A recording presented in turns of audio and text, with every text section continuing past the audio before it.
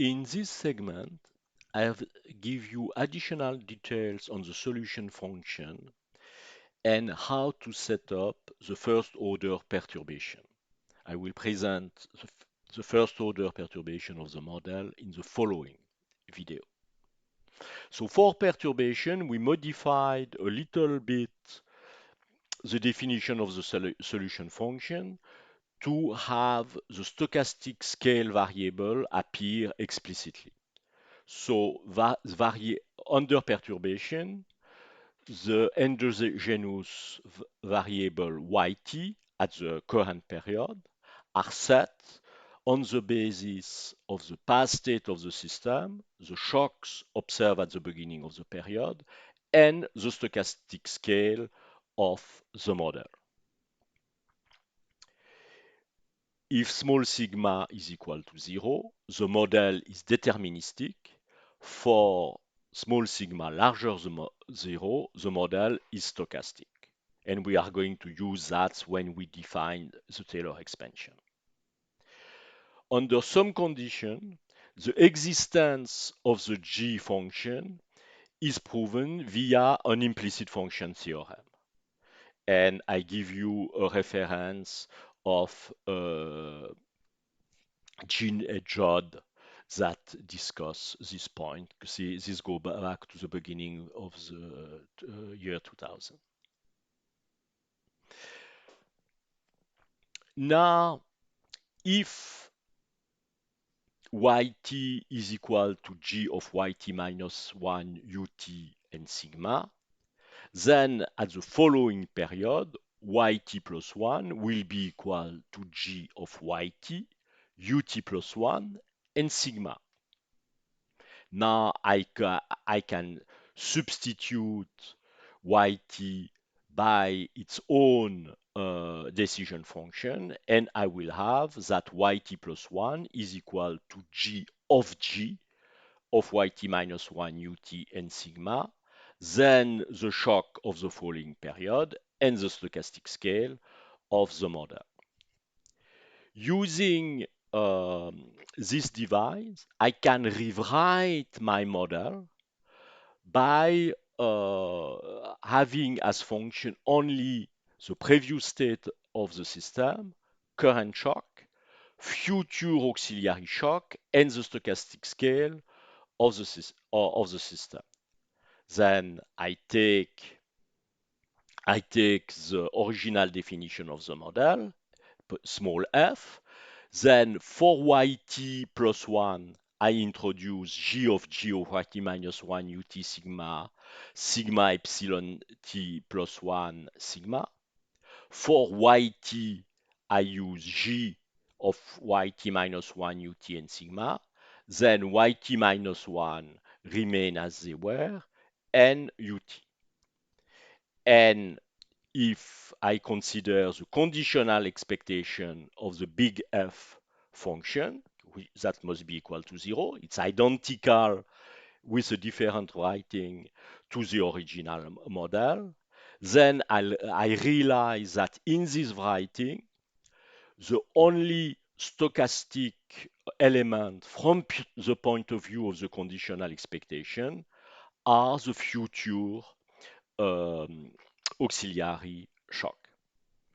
So we already made some progress because we started with a model when we had to deal with an endogenous stochastic variable, and via the introduction of the solution functions that we don't know yet, we are going to come to that later, but with the help of the decision function, I transformed the original model in a model where the stochastic elements are only on the exogenous variable. And you can imagine it's simpler to deal with the random nature of an exogenous factor rather than the random nature of an endogenous variable.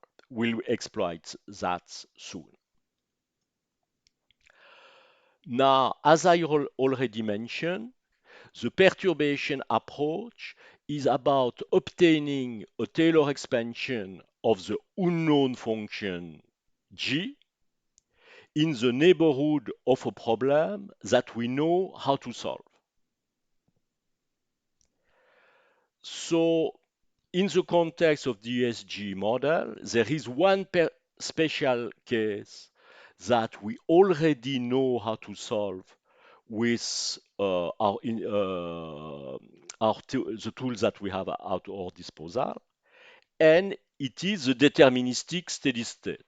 You remember in a previous video, I mentioned that uh, computing the steady state was about solving a nonlinear model, a standard nonlinear static model. And in simple case, it can be done by hand. In more complicated case, it needs to be done by the computer. But in practice, there may be difficulty, but from a theoretical point of view, we know how to solve the deterministic steady state. So we can build our method on the basis that we know the steady state. And we are going to compute the Taylor expansion around the deterministic steady state. In fact, when we do that, we can consider that we are performing two perturbations. First, we want to explore the model in the neighborhood of the steady state for the position of the system in the previous period. We want to see how the model reacts if we change the initial situation of the model in the previous period. And in the same manner, for different value of the random shock ut around 0. But there is also another perturbation because when we introduce the future shock. So we make a perturbation from a deterministic model where small sigma, the stochastic scale of the model, is set to 0, to a stochastic one where small sigma has a positive value.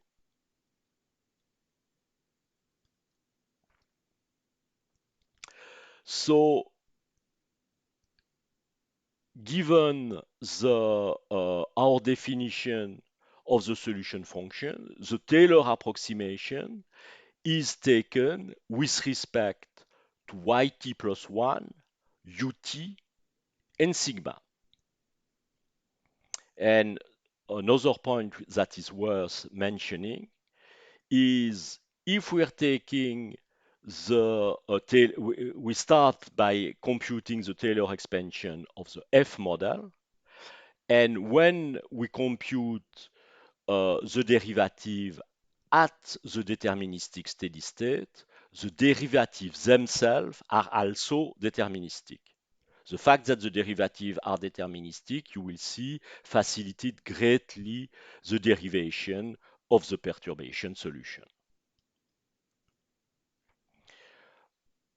As I already said, we are going to compute the Taylor expansion around the steady state, so we need a more formal definition of the deterministic steady state. So on the one hand, the deterministic steady state that I write now, y bar, satisfy phi f y bar y bar y bar 0 is equal to 0. So yt minus 1, yt plus 1, yt and yt minus 1 have the same value y bar, and because the model is deterministic, the shock are 0. Because f is a nonlinear model, it may happen that there are several steady states. even some model where there is an infinity of steady state.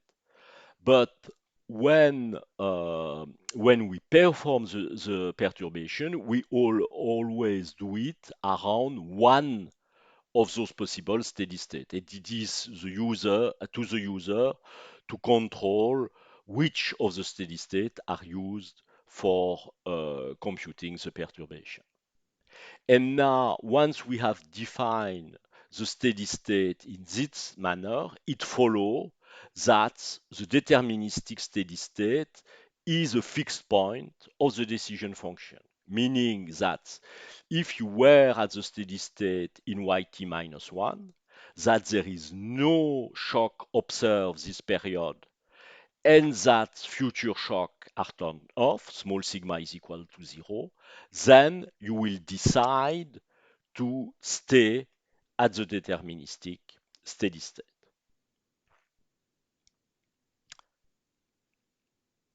Now all the elements are in place, and in the next video, I will show you how to derive the first order approximation of our generic DSG model.